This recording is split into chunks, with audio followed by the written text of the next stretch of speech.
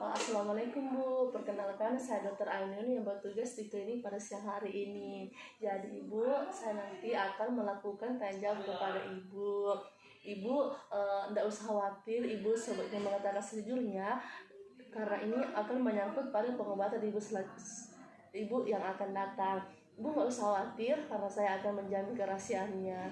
Jadi Ibu, apakah Ibu bersedia? Bersedia. Dan Ibu kalau boleh saya tahu, Ibu atas nama siapa? Ana. Jadi Ibu Ana sekarang umurnya berapa? 26 tahun. Ibu Ana kalau boleh tahu sekarang pekerjaannya apa? Ibu rumah tangga ya. Jadi Ibu Ana tinggalnya di mana? Di Kalukku ya. Jadi Ibu Ana kalau boleh saya tahu dan boleh saya bantu, kenapa Ki? Ada bercak merah pada Bercak merah. Bercak merah. Kalau boleh saya tahu itu bercak merahnya kayak bagaimana? kulit bersisi-sisi. Bercak merah itu di seluruh tubuh ya Bu ya, bersisik. Iya.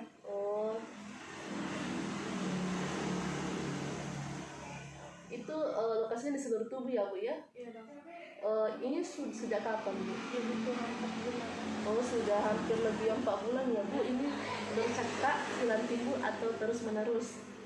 Terus menerus Bu.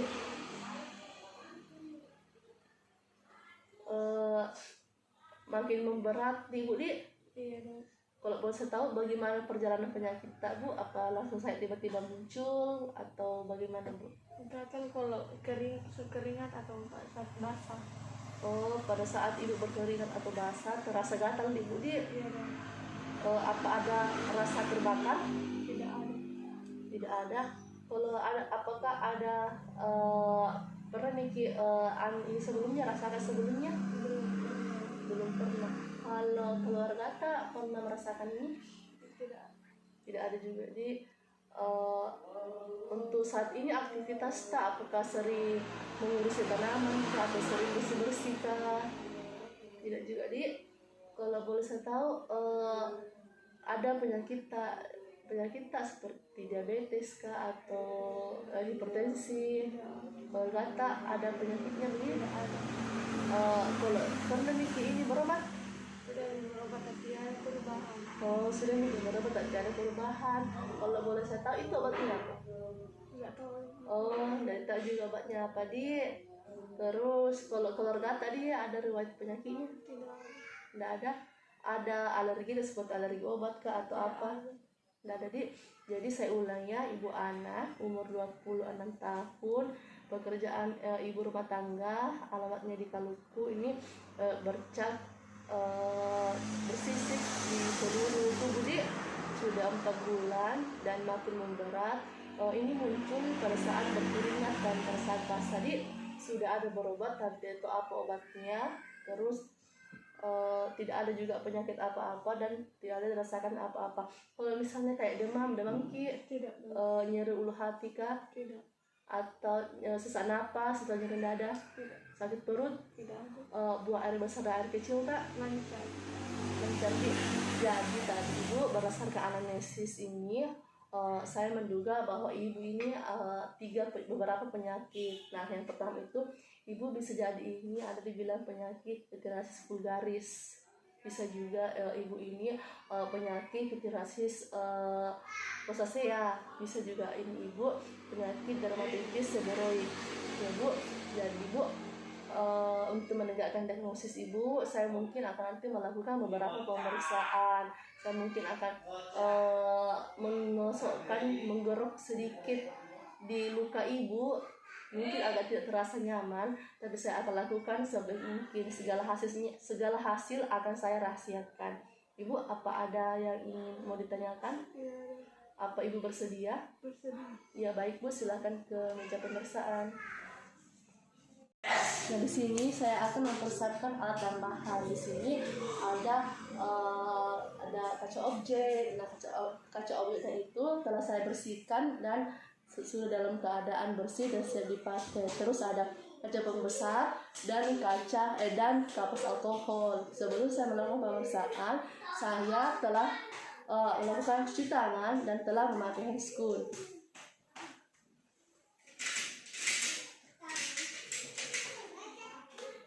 Nah, pertama-tama di sini saya akan melakukan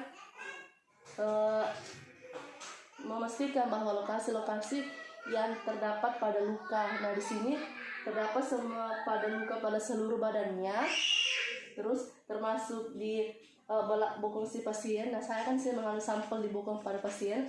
Pertama-tama itu saya akan melihat dulu efloresensi dari si luka pasien. Nah, dengan cahaya yang terang dan cukup, saya akan membaca hasil efloresensi dari luka si pasien.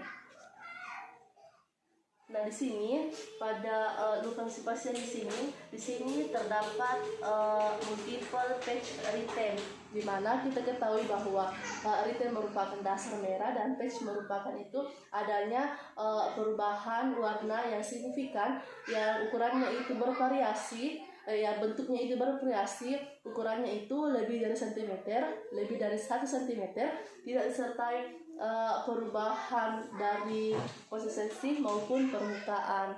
Nah, selanjutnya ini kita terlihat bahwa di sini ini dilapisi squama. Nah, yang selanjutnya itu di sini ada multiple excoriasi, di mana ini merupakan kerusakan jaringan kulit yang kerusakannya itu terdapat di ujung dari stratum papillaris. Selanjutnya di sini kita akan melihat dari permukaan dari luka pasien. Nah, permukaannya ini luka dan terlihat kasar. Selanjutnya itu kita melihat dari bentuk si luka si pasien. Nah, di sini bentuknya itu ada anular yang seperti berbentuk cincin. Terus ada juga confluence, di mana di sini menyatu dari luka-luka kecil itu menyatu menjadi satu.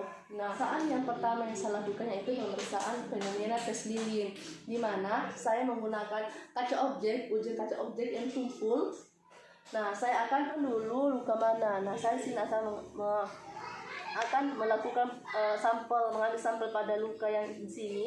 Nah, saya akan mengerok atau melakukan sedikit gesekan pada lukanya.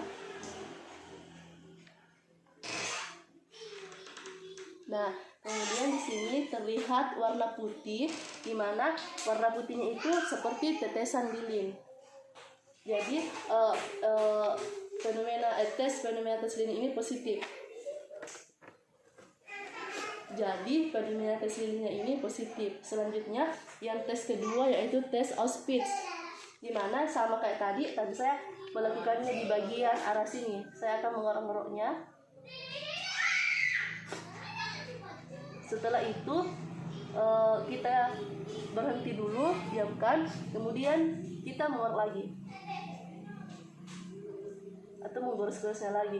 Nah, setelah menggores yang kedua, di sini tampak bahwa terdapat bintik-bintik perdarahan yang menandakan bahwa tes Auspitz-nya itu positif. Nah, selanjutnya saya akan melakukan pemeriksaan alvesia, namun saya akan mencuci tangan terlebih dahulu. Jadi pemeriksaan alvesia ini, di sini saya akan menarik rambut si pasien.